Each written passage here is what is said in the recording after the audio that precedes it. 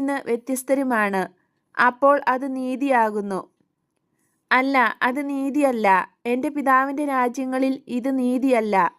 അവിടുത്തെ വിധി വ്യത്യസ്തമായിരിക്കും.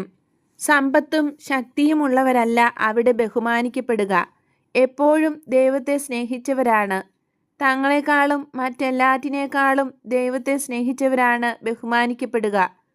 പണം, ജനസ്വാധീനം, സ്ത്രീകൾ, നല്ല ഭക്ഷണം ഇവയേക്കാൾ ദൈവത്തെ സ്നേഹിക്കുന്നവർ എല്ലാവരെയും, ധനികരെയും ദരിദ്രരെയും, അറിയപ്പെടുന്നവരെയും അറിയപ്പെടാത്തവരെയും, പഠനമുള്ളവരെയും അറിവും സംസ്കാരവും ഇല്ലാത്തവരെയും, നല്ലവരെയും ചീത്തയായവരെയും സ്നേഹിക്കുന്നവർ. ചീത്ത ആളുകളെയും സ്നേഹിക്കണം. അവരുടെ ദുഷ്ടത നിമിത്തമല്ല അവരെ സ്നേഹിക്കേണ്ടത്. അവർ മാരകമായി മുറിവേൽപ്പിച്ചിരിക്കുന്ന അവരുടെ തന്നെ ആത്മാക്കളോടുള്ള സഹതാപം നിമിത്തം